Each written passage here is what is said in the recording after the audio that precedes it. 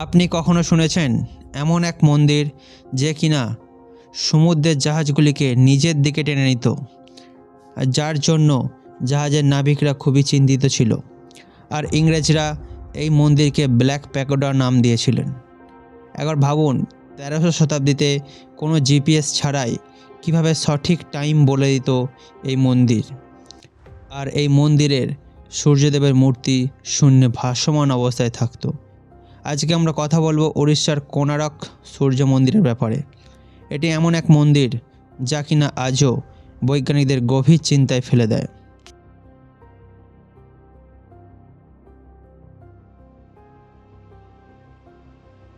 তেরোশো শতাব্দীতে গঙ্গা বংশের শক্তিশালী রাজা প্রথম নরসিংহদেব, তার নির্দেশেই শুরু হয় এক অসম্ভব স্বপ্নের কাজ। 1200 জন শ্রমিক, 12 বছরের অক্লান্ত পরিশ্রম, আর জন্ম নেয় সূর্যদেবের জন্য এক বিশাল পাথরের রথ মন্দির। মন্দিরটি এমনভাবে তৈরি করা হয়েছিল যেন সূর্যদেব নিজেই 7টি ঘোড়ায় চড়ে স্বর্গে চলেছেন। এই রথের দুই পাশে রয়েছে 12 জোড়া অর্থাৎ মোট 24টি বিশালাকার চাকা। কিন্তু এগুলো শুধু সৌন্দর্যের জন্যই নয়, প্রতিটি চাকা ছিল এক একটি নিখুঁত সূর্য ঘড়ি। সূর্যের আলো পড়লে চাকার স্পোকের ছায়া দেখে মিনিটেরও সঠিক সময় নির্ণয় করা যেত। বিজ্ঞানীরা আজও অবাক হয়ে যান কিভাবে মধ্যযুগে এত নিখুঁত সময় গণনা সম্ভব হয়েছিল। কিন্তু কোণারকের সবচেয়ে বড় রহস্য লুকিয়েছিল মন্দিরের চূড়ায়। কথিত আছে চূড়ায় বসানো ছিল প্রায় 52 টনের এক বিশাল চুম্বক। প্রধান কারিগর ধর্মপদ ও তার দল মন্দিরের পাথরের স্তরগুলোর মাঝে বসিয়েছিলেন লোহার পাত, আর সেই চুম্বক পুরো কাঠামোকে এক অদ্ভুত চুম্বকীয় ভারসাম্যে ধরে রাখত। এই শক্তির কারণেই মন্দিরের ভেতরে সূর্য মূর্তিটি শূন্যে ভাসমান অবস্থায় ছিল।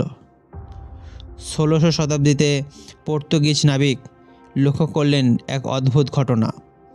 উড়িষ্যার উপকূলে এসেই তাদের কম্পাস কাজ করা বন্ধ করে দিচ্ছে। এই ঘটনাটি বারবার হওয়াতে তাদের সন্দেহ হলো এই মন্দিরের ব্যাপারে। ভয়ে তারা এই মন্দিরের নাম দিয়েছিল ব্ল্যাক প্যাগোডা। লোককথায় কথিত আছে যে এক রাতে পর্তুগিজরা মন্দিরের চূড়া থেকে সেই বিশালাকার চুম্বকটি বিনষ্ট করে দেয়, আর সেই মুহূর্তেই নষ্ট হয়ে পড়ে মন্দিরের ভারসাম্য। চুম্বক সরানোর পর পাথরগুলো আলগা হতে শুরু করে, বিশাল শিখর ধসে পড়ে। এক সময়ের অদম্য স্থাপত্য ধীরে ধীরে বিলীন হয়ে যায় ইতিহাসের পাতায়। 1903 সালে ব্রিটিশরা বুঝতে পারেন মন্দিরটি যে কোনো সময়ে ধসে পড়তে পারে। তারা মন্দিরের ভেতরে বালি দিয়ে সব প্রবেশপথ বন্ধ করে দেয়। আজ আমরা যে কোণার্ক দেখি তা মূলত মন্দিরের জগমোহন। জগমোহন বলতে বোঝায় মন্দিরের প্রবেশদ্বার।